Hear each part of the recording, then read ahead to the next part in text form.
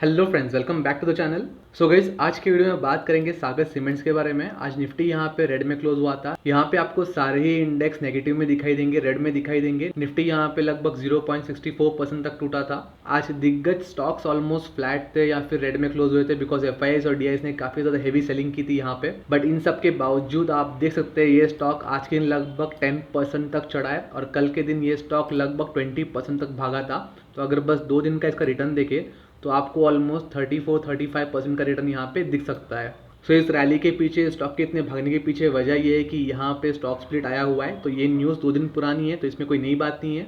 But again ये stock में सही टाइम इन्वेस्ट करने का अब आ गया हम कह सकते हैं बिकॉज स्टॉक ऑलरेडी काफ़ी ज़्यादा रैली कर चुका है। तो अब थोड़ा यहाँ पे कंसोलिडेशन आ सकता है, थोड़ा करेक्शन आ सकता है। सो ये डिप एक अच्छी अपॉर्चुनिटी होगी न्यू इन्वेस्टर्स को ऐसे स्टॉक्स में इन्वेस्ट करने के लिए एक शॉर्ट ड्यूरेशन के लिए। बिकॉज यहाँ पे जो स्टॉक स्प्लिट के डिटेल्स है मैं आपके साथ शेयर करने वाला हूँ। तो जब ये बोर्ड ऑफ मीटिंग में अप्रूवल होगा, जब ये स्टॉक स्प्लिट का रिकॉर्ड आएगा, तब तक ये शेयर में आपको एक बड़ा अपमूव दिख सकता है, एक अच्छा मोमेंटम दिख सकता है।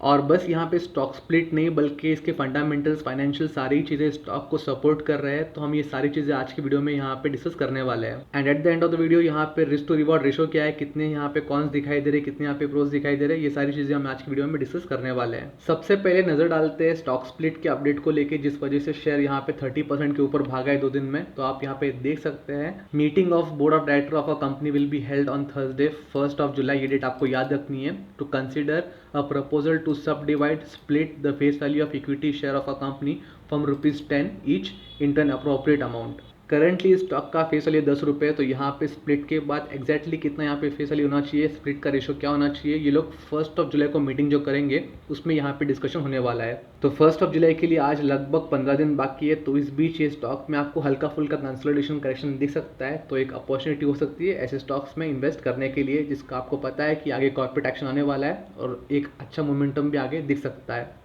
बट अगेन इसको लेके आपको एक और कंसिडरेशन ये रखना है कि बोर्ड ऑफ डायरेक्टर यहाँ पे मीटिंग करने वाले हैं कि यहाँ पे स्टॉक स्प्लिट किया जाए या नहीं, यहाँ पे रेशो क्या देना चाहिए अगर होगा तो यहाँ पे उन्होंने कंफर्म नहीं किया है कि स्टॉक स्प्लिट होने वाला है। यहाँ पे लोग कंसिडर करने वाले हैं। सो एक 10 से 15% चांस ऐसे भी हो सकते हैं कि मीटिंग में इनका जो प्रपोजल है यहाँ पे स्टॉक स्प्लिट का, इसको ये कैंसिल कर दे या पोस्टपोन कर दे।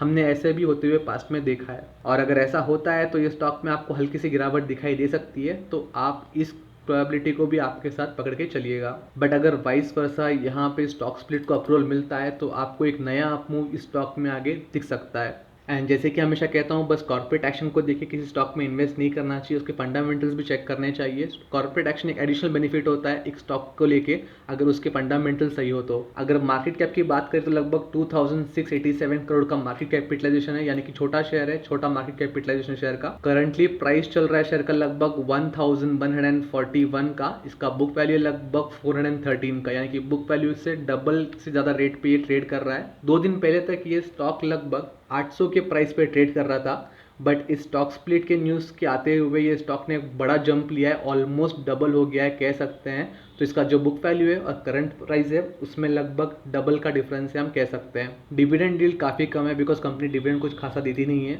स्टॉक का पी देखे तो 14 है, थोड़ा सा ओवर वैल्यूड कह सकते हैं। जो यहाँ पे नोटिस करने वाली चीज़ है वो है रिटर्न ऑन कैपिटल एम्प्लॉयड लगभग 19.4% का है और रिटर्न ऑन इक्विटी यहाँ पे 17% का दिया हुआ है। सो ये दोनों ही फैक्टर्स काफ़ी ज़्यादा इंटरेस्टिंग बनाती है इस कंपनी को और बुक वैल्यू भी ज़्यादा यहाँ पे कॉस्टली नहीं है कह सकते हैं। सो ओवरऑल फंडामेंटल्स इंटैक्ट है, फंडामेंटल्स अच्छे लग रहे हैं कंपनी के। जो अगला पैरामीटर है इसके रिजल्ट का अगर हम वो चेक करें तो आप देख सकते हैं जो रिसेंट क्वार्टर था मार्च का, तो यहाँ पे इसने सेल्स काफ़ी अच्छे बनाए, रिकॉर्ड तोड़ सेल बनाए लगभग 418 करोड़ के।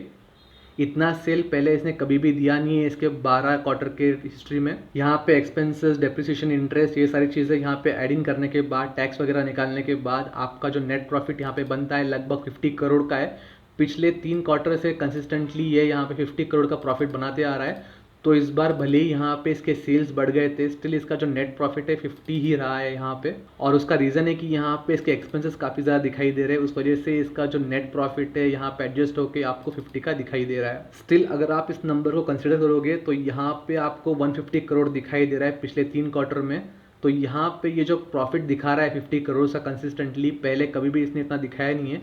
पहले ये जो प्रॉफिट बनाता था quarterly profit just single digit में था या डबल डिजिट में था, हार्डली 50 टच कर पा रहा था। बट पिछले 3 क्वार्टर से क्योंकि यहाँ पे काफ़ी ज़्यादा गवर्नमेंट का इनपुट है, गवर्नमेंट यहाँ पे इकोनॉमी में काफ़ी ज़्यादा पैसा बूस्ट कर रही है इंफ्रास्ट्रक्चर में, तो यहाँ पे सीमेंट सेक्टर में, स्टील सेक्टर में, ऐसे सेक्टर में काफ़ी ज़्यादा बूम आ गया है, तो उस वजह से इनके भी नंबर्स बढ़ गए, इनका प्रॉफिटेबिलिटी रेशो काफ़ी ज़्यादा यहाँ पे हो गया है। अगर बात करें ईयरली प्रॉफिट की, तो इसका नेट प्रॉफिट था इस ईयर 2021 में लगभग 186 करोड़ का। लॉकडाउन के चलते हुए यहाँ पे प्रोडक्शन में यहाँ पे हॉल्ट आने के बावजूद भी इतना अच्छा प्रॉफिट इस कंपनी ने बनाया है। अगर आप पिछले 10 साल का प्रॉफिट भी यहाँ पे ऐड इन कर लोगे तो यहाँ पे आपको बस 1 साल में इसने जो प्रॉफिट बनाया है वो दिखाई नहीं देगा। तो इस बार कंपनी ने काफ़ी अच्छा परफॉर्मेंस यहाँ पे दिया है, काफ़ी अच्छे नंबर्स यहाँ पे दिए, इनके सेल्स भी, टॉप लाइन भी काफ़ी अच्छी तरह यहाँ पे बढ़ते हुए दिखाई दे रहे हैं।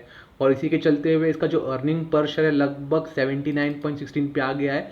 ये पहले कभी भी नहीं हुआ था कि इसका जो अर्निंग पर शेयर है 30 भी टच करता हो, जबकि इस बार यहाँ पे ऑलमोस्ट 80 के पास आ चुका है। अगर बैलेंस शीट की बात करें तो बोरिंग्स इस बार इनकी थोड़ी बढ़ गई है, लगभग 743 की बोरिंग यहाँ पे हो गई है। पिछले साल तक यहाँ पे 491 की थी, बट इसी के साथ साथ इनके रिजर्व्स यहाँ पे बढ़ते हुए दिखाई दे रहे हैं। 1181 करोड़ की इनकी रिजर्व्स है। तो रिजर्व्स टू बोरिंग अगर रेशियो देखे तो पहले की तरह ही है, यहाँ पे डेप्ट फ्री कंपनी नहीं है, हल्का सा डेप्ट यहाँ पे मौजूद है, भले उसके अगेंस्ट इनके पास रिजर्व्स काफ़ी ज़्यादा है। और जो अगला मेन चीज़ यहाँ पे अगर देखें तो वो है यहाँ पे इनकी होल्डिंग्स। तो प्रोमोटर के पास लगभग 50% के शेयर है, एफआईएस के पास 3%, डीआईएस के पास 11.77 और पब्लिक के पास सेकेंड मेजर होल्डिंग है प्रमोटर के बाद, जो कि है 34% की। तो काफ़ी अच्छी होल्डिंग ये कह सकते हैं। फ्री फ्लोट शेयर काफ़ी ज़्यादा मार्केट में, बहुत सारे कंपनीज में ऐसा होता है कि 70% 75% प्रमोटर के पास होते हैं, फ्री फ्लोट जस्ट 10 से 12% तक होते हैं। उस वजह से आर्टिफिशियल डिमांड क्रिएट होता है। बट यहाँ पे वो केस नहीं है, कह सकते हैं प्रमोटर के पास कम होल्डिंग नहीं है, ना ही इसके पास एक्सेस होल्डिंग है, एक डिसेंट रीजनेबल होल्डिंग है 50% की।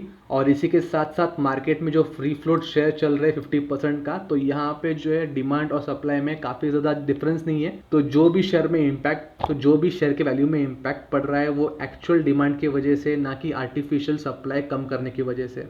सो ओवरऑल ये शेयर काफ़ी अट्रैक्टिव लग रहा है, काफ़ी बड़ा ब्रेकआउट इसने काफ़ी बड़े टाइम के बाद दिया हुआ है। यहाँ पे इसके फाइनेंशियल्स फंडामेंटल्स काफ़ी इंटैक्ट है, फाइनेंशियल्स तो काफ़ी ज़्यादा यहाँ पे इंप्रेसिव है, क्योंकि जो प्रॉफिट अभी ये दर्ज कर रहा है, जो प्रॉफिट यहाँ पे अभी शो कर रहा है, पहले कभी भी इसने शो नहीं किया हुआ है। सो जो पॉइंट आपको यहाँ पे कंसिडर करना है वो ये है, शेयर काफ़ी पुरानी लिस्टिंग वाली है, लगभग 1995 में लिस्ट हुई थी, लगभग 16 रुपीज़ से शुरू हुआ था और आज के दिन ये स्टॉक ऑलमोस्ट 8,810% का रिटर्न दे चुका है इसके लाइफ टाइम में, काफ़ी लंबे होल्डिंग वालों के लिए जिन्होंने भी यहाँ पे इनिशियल होल्डिंग की थी। बट इसी के साथ साथ अगर आप देखोगे रिसेंट टाइम में शेयर में काफ़ी ज़्यादा वॉलेटिलिटी थी, काफ़ी ज़्यादा यहाँ पे जो है ऊपर नीचे यहाँ पे शेयर हुआ है। 2018 में इसने जो करंट पीक है इसका 1076 का, उसके पास ही ये ट्रेड कर रहा था, बट उसके बाद से ये शेयर कंसिस्टेंटली गिरता गया और ऑलमोस्ट यहाँ पे लॉकडाउन के टाइम पे, जो पहला लॉकडाउन था मार्च में लास्ट ईयर के, लगभग 74% तक ये शेयर टूटा था इसके ऊपरी वैल्यू से। बट उसके बाद इसने काफ़ी अच्छा यहाँ पे रिवर्सल दिया है और आज के दिन यहाँ पे इसके लोवेस्ट वैल्यू से 284% तक बढ़ चुका है। बट अगेन अभी जो इसने हाई बनाया है थोड़ा सा यहाँ पे खतरे की घंटी दिखा रहा है, एक रेड अलर्ट दिखा रहा है, बिकॉज जो पहला हाई इसने इसी लेवल पे बनाया था उससे ये शेयर टूटा था, काफ़ी ज़्यादा टूटा था, कंसिस्टेंटली ये लोअर लोज और लोअर हाई बनाता जा रहा था। सो ये एक कंसिडरेशन रखना ज़रूरी हो जाता है कि ऐसे टाइम पे ऐसे स्टॉक में जब 52 वीक हाई बना रहा है, एक स्मॉल कैप शेयर है, तो यहाँ पे स्टॉप लॉस रखने की काफ़ी ज़रूरत पड़ सकती है। सो अगर टेक्निकल चार्ट्स में इसे पढ़ना चाहे तो इसका RSI लगभग 83 के पास पहुँच चुका है, तो यहाँ पे जल्दी इसमें करेक्शन आ सकता है। अगर बॉलिंजर बैंड में से स्टडी करें तो दोनों कैंडल इसके बॉलिंजर बैंड के बाहर बनी है, आज की कैंडल तो कम्प्लीटली बाहर बनी है, कल की जो कैंडल थी बनी शुरू हुई थी यहाँ पे बॉलिंजर बैंड के अंदर बट खत्म हुई है बॉलिंजर बैंड के बाहर। सो इसका मतलब शेयर जो है काफ़ी ओवरबॉट जोन में आ चुका है, तो यहाँ पे आपको हल्का सा कंसोलिडेशन दिख सकता है। अगर प्रीवियस इसका पैटर्न देखें तो जब भी यहाँ पे बॉलिंजर बैंड के बाहर इसी कैंडल बनती थी तो एक बड़ी कैंडल के बाद एक कंसोलिडेशन या फिर एक रिवर्सल हमें यहाँ पे दिख सकता है। सो जिन्होंने भी यहाँ पे शेयर एक ब्रेकआउट के बाद खरीदा था लोअर लेवल पे, उन्हें यहाँ पे होल्ड करना चाहिए ट्रेलिंग स्टॉप लॉस के साथ, बिकॉज यहाँ पे जो कंसोलिडेशन आएगा, जो करेक्शन आएगा वो शॉर्ट टाइम के लिए होगा, बट लॉन्ग टाइम में यहाँ पे ये शेयर इंटैक्ट लग रहा है, काफ़ी अच्छा परफॉर्मेंस अभी देना शुरू किया है इसने, तो आगे और भागने की प्रोबेबिलिटी है। बट अगेन जैसे कि मैंने कहा स्मॉल कैप शेयर है और इसका जो पास्ट हिस्ट्री है थोड़ा सा यहाँ पे एक रेड साइंस दे रहा है, तो एक ट्रेलिंग स्टॉप लॉस रखना एक सही डिसीजन होगा, एक वाइज डिसीजन होगा। अगर फ्रेश एंट्री की बात करें तो बाइंग ऑन डिप्स की स्ट्रैटेजी होनी चाहिए, ट्रांचेस में बाय करना चाहिए। एक बार इसे डाउनफॉल में आने दीजिएगा, थोड़ा वेट कीजिएगा। जैसे ही एक आपको लगभग 8 to 10% का एक फॉल दिख रहा है तो आप हल्का सा यहाँ पे कंसोलिडेशन करना शुरू कर सकते हैं। एंड यहाँ पे हल्का सा करेक्शन आना इमिनेंट हो सकता है, बिकॉज जस्ट 2 दिन में स्टॉक अगर 35% का रिटर्न दे रहा है तो थोड़ा सा रिट्रेसमेंट यहाँ पे दिखाई दे सकता है, प्रॉफिट बुकिंग आपको यहाँ पे दिखाई दे सकती है, बट इसे हम हेल्दी करेक्शन कहेंगे और यहाँ पे इसे ट्रेस कर सकते हैं। सो गाइस, आज के वीडियो में बस इतना ही। मैं आपसे अगली वीडियो में जल्दी मिलूंगा, तब तक के लिए गुड बाय।